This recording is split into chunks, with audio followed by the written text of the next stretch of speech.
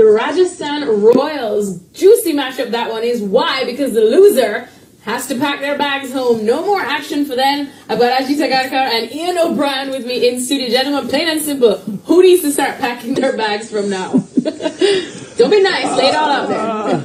I'm still sitting in the RCB camp, actually. Yeah. I think they're just too powerful at the top. Batting and bowling, right? That's it. And I think with Stark and Chahal, I think they're too powerful with the ball for two different reasons there. Rajasthan have sort of snuck through. They sort of snuck through really up and down, started well, had a bit of a miss, and then got back into it.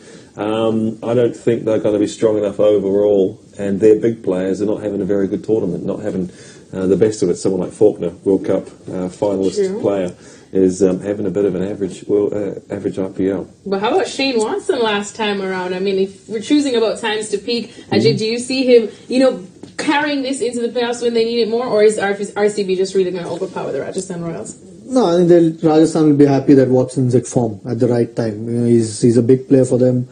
Any time your openers, whether they're bowlers or batters, are in good form, generally in T20 cricket, your team tends to do well. So they'd be happy he's in form. RCB just, with AB and Stark, two guys at the top of the game, probably the two best bowler and batter in the world at this point in this format for sure.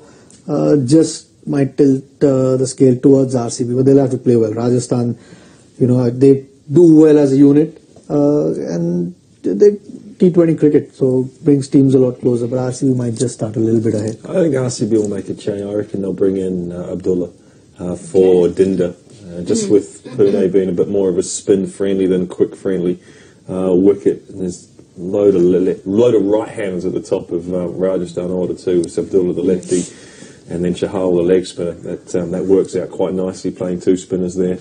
And then, I don't think there'll be too many changes on the other side of the ledger, but middle order, it's still about the middle orders for me as well. So the top of the orders, the batting on both sides is pretty good, but for RCB, Karthik, Sarfaraz and Mandeep Singh, and then for Rajasthan, Huda, Samson and Nair. They've all had bits and pieces at times, except for Karthik.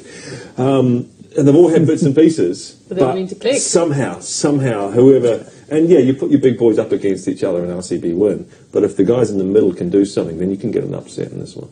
All right, well, based on the ground, of course, they're playing at Pune and the conditions and whatnot, because we've been stalking the forecast, because we know where there's RCB, there's usually some rain. But what can we expect, guys, from those conditions? Who would want to bat first, bowl first?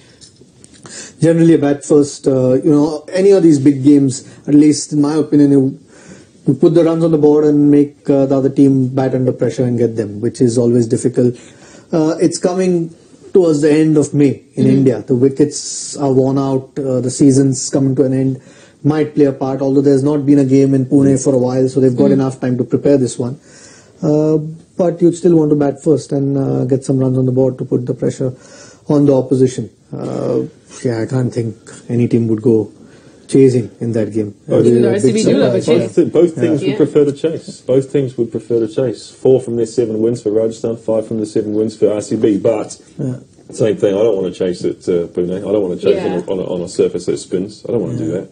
Much rather bat first. Wow, they're agreeing. As long as there's some rain around. Oh, gosh. Who knows? Don't say that R word, because we know that RCB has brought down the rain a couple of times, but they have handled it well so far, especially led by Virat Kohli. So that's Ajit and Ian O'Brien. Brilliant analysis as always. You can bet that we will be here throughout the IPL playoffs, so keep it tuned to ESPN Cricket Info.